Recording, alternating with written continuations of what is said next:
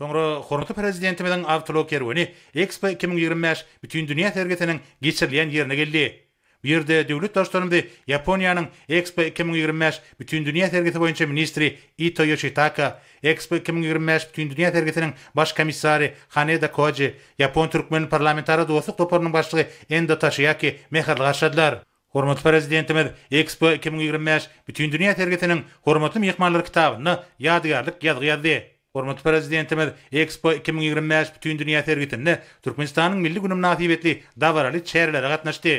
Bu yerde Türkmenistan'ın hem de Japonya'nın döwlet senalary ýanglandy.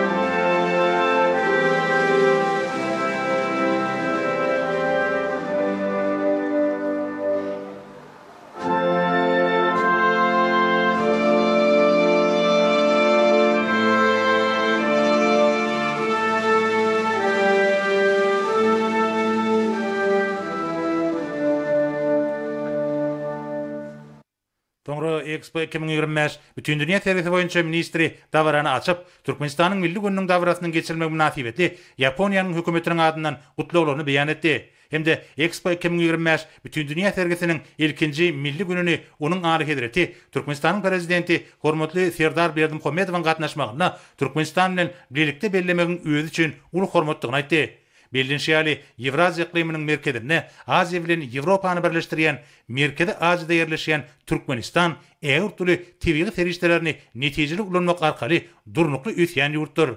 Türkmenistan'ın hormatly prezidenti ve Türkmen halkynyň milli lideri, Türkmenistan'ın halk maslahatynyň başlygy iki dostlukly ýurduň arasynda hyzmatdaşlygy ösdürmäge uly ähmiýet berýärler dep Ito Yoshitaka bellädi. Hem de Japonya'nın ve dünýäniň durly künjekleriniň gelen adamlaryň Türkmenistan'ın pavilyonuna barıp görjekdiklerini we ýurdumyzyň özüne çekiciligi baradaky maglumat bilen giňden tanışjakdyklaryna ynam bildirdi.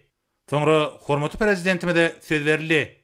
Döwlet başçylarymyza davara gatnaşlary Expo 2025 bütün dünya sergisinde Türkmenistan'ın milli gününün açylmagy bilen tüýsürekden gutlap, terge gatnaşlara uly üstünlikler arzu etdi. Hem de döwletden ajaýyp şertler üçin guramaçylara çuňur minnetdarlyk bildirdi. Hormatly prezidentimiz Expo 2025 bütün dünya sergisinin döwletleriň, halkary guramalaryň, ykdysady we mali institutlaryň, ýeşurlaryň arasynda hyzmatdaşlyk putulandyrmaga ýardam edýändigini, şeýlegem ykdysady we mali goýum hyzmatdaşlyk üçin netijeli ugrulary, ýöňdebazy ideýalary, tehnologik çözgütleri öňe sürýändigini bellädi. Häzirki bütün dünya sergisinin Türkmenistan üçin aýratyn ähmiýeti bardyr. Bu sergi Birleşen Milletler Guramasynyň baş assambleýasynyň 2025-nji ýyly halkara paragatçylyk we ananşmak geldiýilip ýylan etmek bilen gabat gelýär. Paragatçylyk, ananşmak, din hukukluk bütün dünya ykdysady gatnaşyklarynyň esasyny düzmelidir diýip döwlet başçylarına aýtdy. We Türkmenistan'ın milli gününi açmak bilen ýurdumyzyň dünýä döwletleri bilen hyzmatdaşlygy, dürli gurlarda lilikdäki başlangyçlary durmuşa geçirmäge taýýardygyny tasdiklady. Bellenşäli dünýäniň energi taýdan öňdebajy döwletleriniň biri höküminde Türkmenistan energi terişlerini dünýä bazarlaryna iýermek üçin iri halkara tasamalaryny öňe sürýär. Hyzmatdaşlar bilen birlikde mühim ähmiýetli tasamalary durmuşa geçirmäge gatnaşýar. Türkmenistanyň serwisine gelýänler ýurdumyzyň senagat we uwagaçylygy, dokma we himiýa senagaty, tiýagatçylyk budaklaryny we beýleki orlarda ýeten sepkitleri bilen tanışyp bilerler. Bir üstünlükleriň ähli dürli pudoklarda milli ykdysadyetimizi döwre wagtlaşdyrmagy gönükdirilen düýpli özgertmeleriň netijeleridir. Oýlanşyka alınıp barlayan daşary ykdysat siýasat ýurdumyzyň üstünlükli we durnukly ösüşiniň möhüm bölegi bolup durýar. Türkmenistan daşary ykdysady gatnaşyklaryny iýdigderle sürýär. Ýurdumyz halkara sewda, maýa goýum we tehnologiýa işlere gatnaşýar.